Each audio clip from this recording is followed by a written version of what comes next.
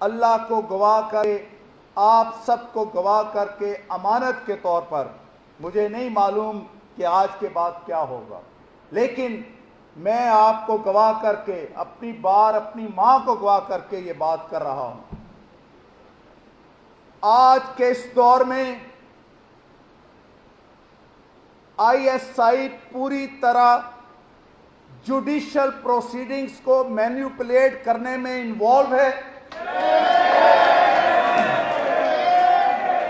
I S I کے لوگ مختلف جگہ پہنچ کر اپنی مرضی کے بینچ بنواتے ہیں، کیسوں کی مارکنگ ہوتی ہے۔ میں اپنی ہائی کورٹ کی بات کرتا ہوں، آئی ایس آئی والوں نے میرے چیف جسٹس کو اپروچ کر کے کہا کہ ہم نے الیکشن تک نواز شریف اور اس کی بیٹی کو باہر نہیں آنے دینا، شوکت عزیز صدیقی کو بینچ میں مت شامل کرو۔ اور میرے چیف جسٹس نے کہا جس بینچ سے آپ ایزی ہیں ہم وہ بنا دیں۔ مجھے یہ پتا ہے کہ سپریم کورٹ میں کس کے ذریعے کون پیغام لے کر جاتا ہے۔ مجھے یہ پتا ہے کہ اکاؤنٹیبلٹی کورٹ کی ہر روز کی پروسیڈنگز کہاں پر جاتی رہی ہیں۔ مجھے یہ وجہ معلوم ہے کہ اسلام آباد ہائی کورٹ کا اسٹیچوٹ کے مطابق ان اکاؤنٹیبلٹی کورٹ پر ایڈمنسٹریٹو کنٹرول کیوں ختم کیا گیا، تاکہ وہاں پہ کل کوئی جج جا کر پروسیڈنگز کو نہ دیکھ سکے۔ آپ سے یہ باتیں میں نے اپنی جان نوکری کی تو پرواہ نہیں ہے کہ کرتلی اس لیے کی ہے کہ مجھے یہ کہا گیا کہ جناب آپ ہمیں ایک ایشورنس دے دیں کہ ہماری مرضی کے مطابق فیصلہ کریں گے تو ہم آپ کے ریفرنس ختم کروا دیں۔ مجھے یہ کہا گیا کہ آپ اگر ہماری مرضی کے مطابق فلاں کیس میں فلاں فیصلہ دیں گے تو ہم نومبر تک نہیں سپٹمبر میں آپ کو چیف جسٹس بنا دیتے ہیں۔ تو میں نے انہیں کہا کہ میں اپنے ضمیر کو گروی رکھنے سے پہلے ہے کہ میں مر جاؤں۔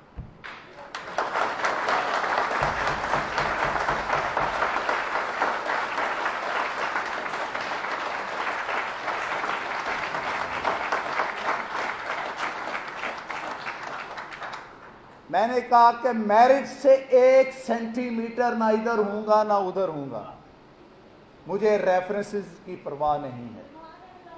آپ نے پہلے بھی ریفرنس کروائے ہیں، آپ 10 اور کروا دیجئے۔ جب تک میرے اللہ کو منظور ہے کہ میں نے اس سودے پر رہتے ہوئے اللہ کی رضا کی خاطر کوئی کام کرنے ہیں تو میں کرتا رہوں گا، چاہے ساری دنیا میرے مخالف ہو جائے۔ اور جب اللہ کو منظور ہوگا کہ میں یہاں پہ کام نہیں کروں گا تو پھر تمام بریگیڈ بھی اکٹھے ہو کے آ جائیں تو میرا کچھ نہیں کر سکتا۔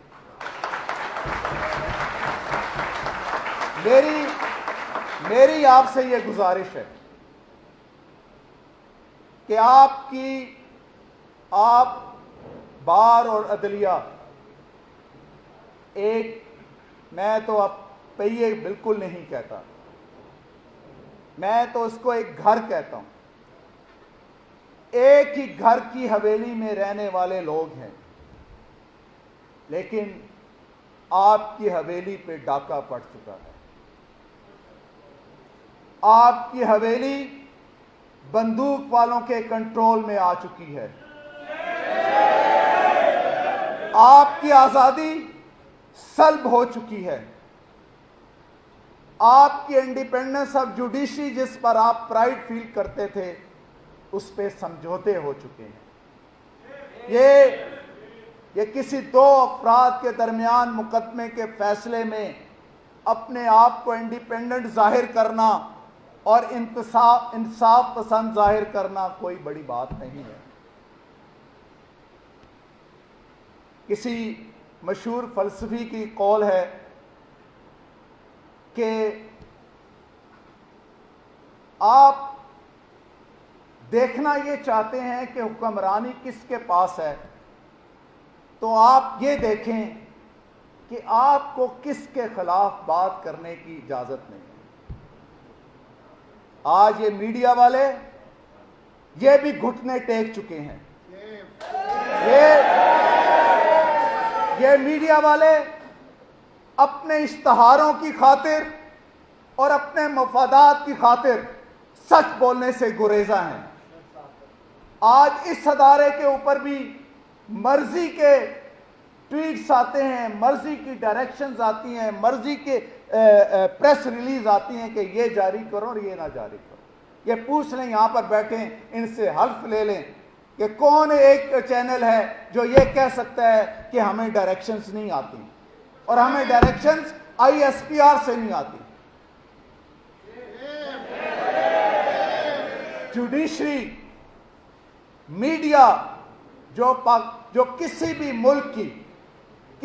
ملک کے لوگوں کے ضمیر کی آواز ہوتی ہے، اس کے اوپر اگر پابندیاں لگا دی جائیں گی، اس کو اگر پابند سلاسل کر دیا جائے گا، اس کے لبوں کو اگر سیل دیا جائے گا، اس کے لوگوں کی آزادی سلب کر لی جائے گی، تو پھر مجھے کہنے دیجئے کہ شاید پھر پاکستان ایک آزاد اسلامی جمہوری ملک نہیں رہے گا۔ 70 سال میں ہم نہ تو اس ملک کو اسلامی بنا سکے، نہ جمہوری بنا سکے، اور نہ ہی آئین کے تابع لا سکے۔ اس وجہ سے اس 70 سال کی زندگی میں 35 سال ہمارے ڈکٹیٹرز کھا گئے۔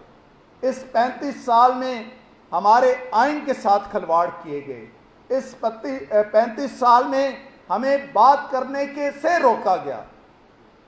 یاد رکھیے، اگر چور کو چور کہنے والا چور کے ساتھ ملے گا تو وہ انصاف نہیں کرے گا، وہ نوکری کرے گا۔